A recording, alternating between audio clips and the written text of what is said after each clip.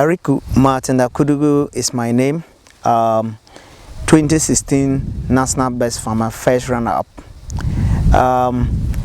As you can see, this is my farmland, a little over 500 acres of land that I cultivated maize and rice. The maize were 320 acres. The rice was around 180. We also have mango plantation, as you can see.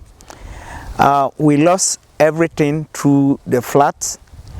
In fact, the amount of money I invested in this was almost about 450,000 Ghana cedis. And what I was expecting to harvest at the end of the cropping season was around 3,600 bags of maize and 3,200 bags of rice. That would have been what I was expecting to harvest at the end of the season. But all that was destroyed by the flood. I think the amount of money I would have at least as income would have been somewhere around 2.6 million Ghana cedis per the investment I made. But all that have been destroyed completely.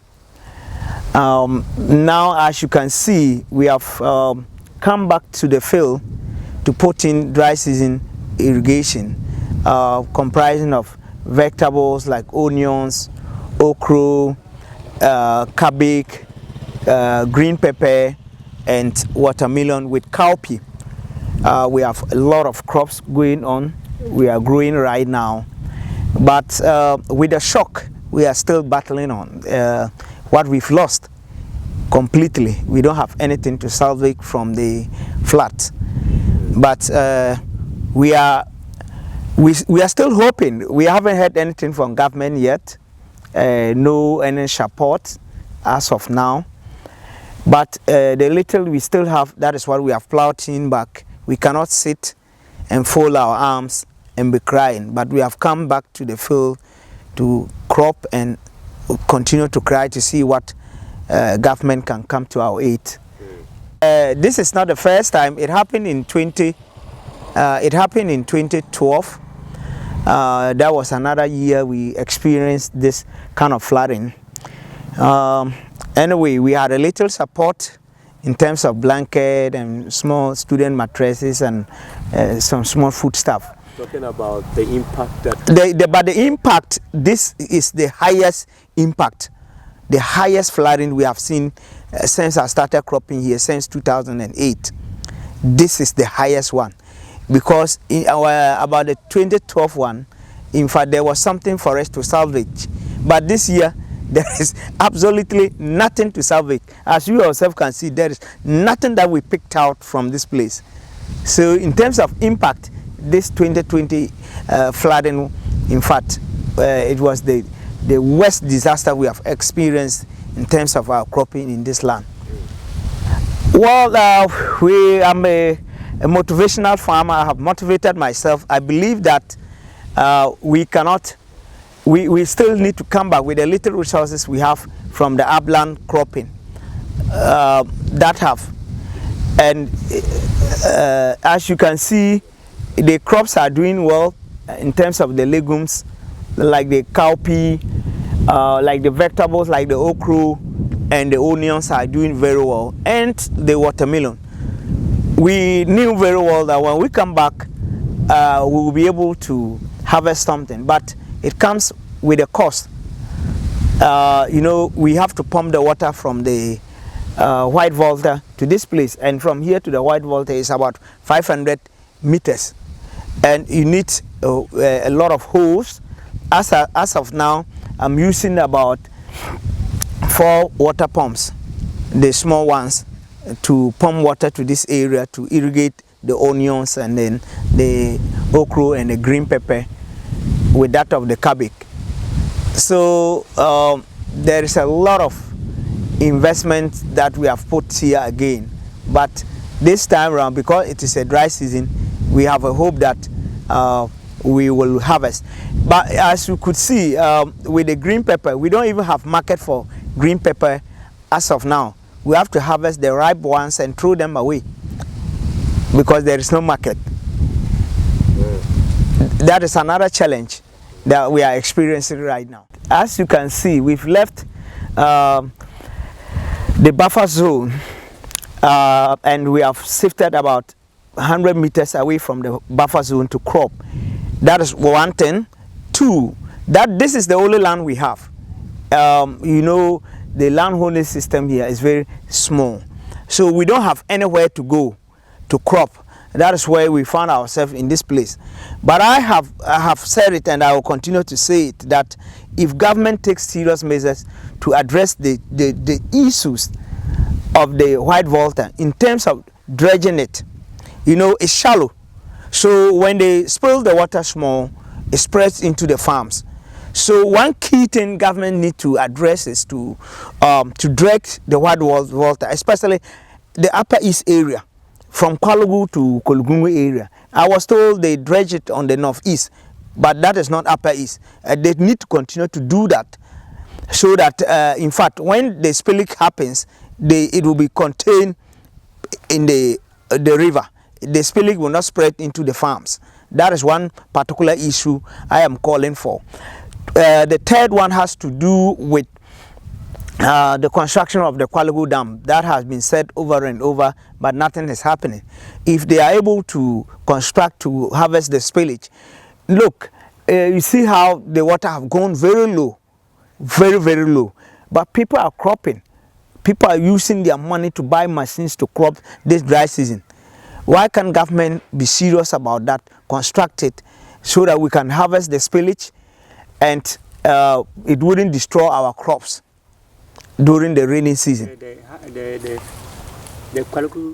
But it will contain the water for us to have more water here during the dry season to do dry season farming. It will not, but it will help with the flooding. They will have to regulate it in such a way that it will be able to at least to be contained on the level of the river, but not to spread into our farms.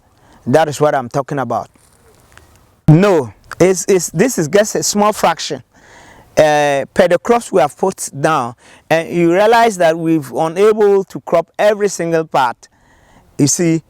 But we are just trying to see what we can do to salvage, to motivate ourselves, because in fact we cannot just sit and wait till another season to come.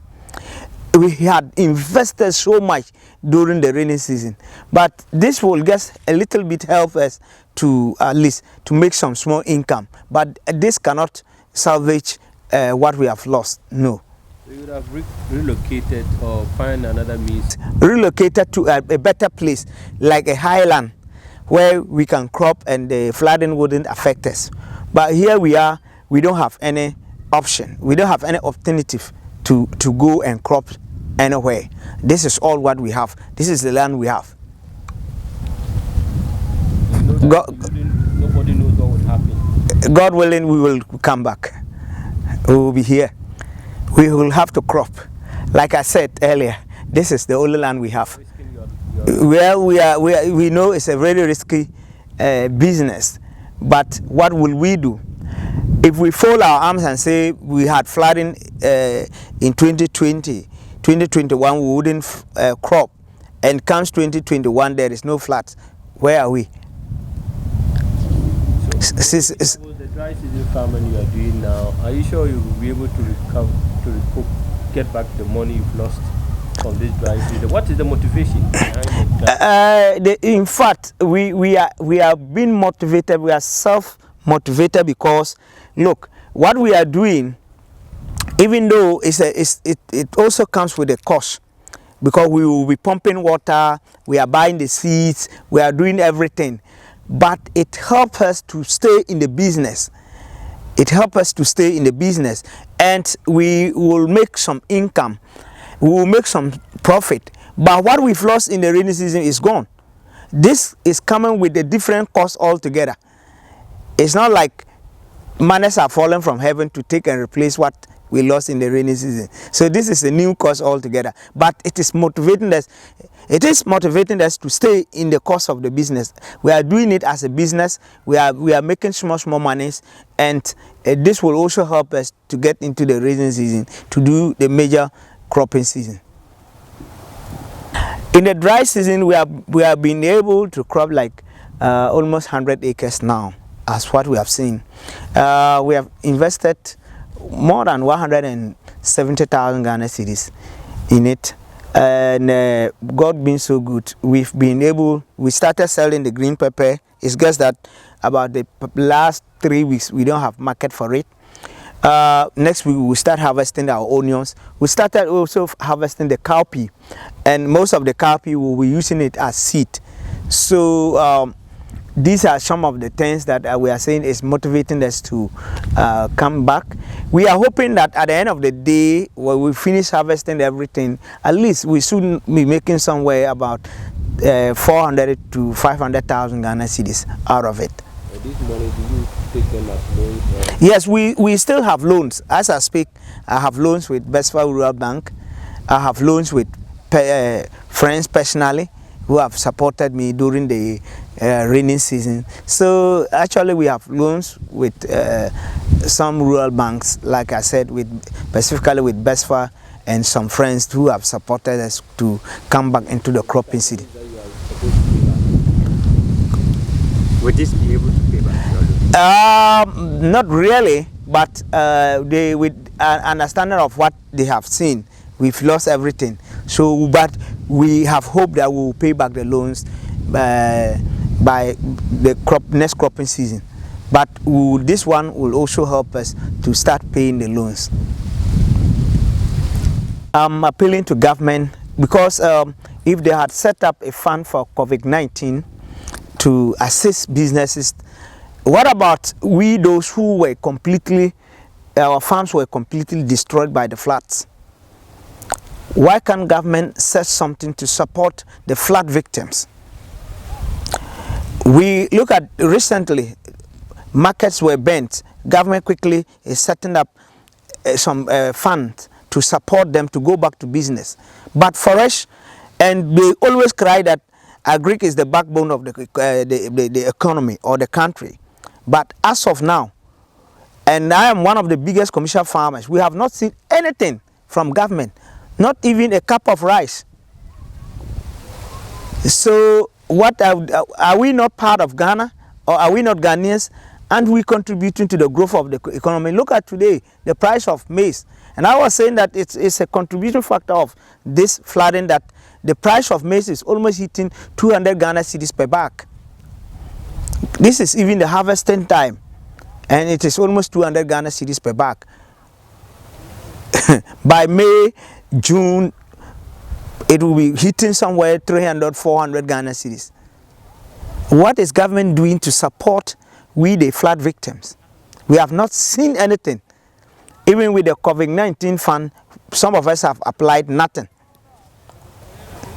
So my humble appeal to government is to look into it again, especially the flood victims, to support us to come back to cropping for the next season. Otherwise, we wouldn't be able to do. And they are motivating. They are telling us that we should take agric as a business. How can we take agric as a business when our farms are being destroyed and nothing to support us?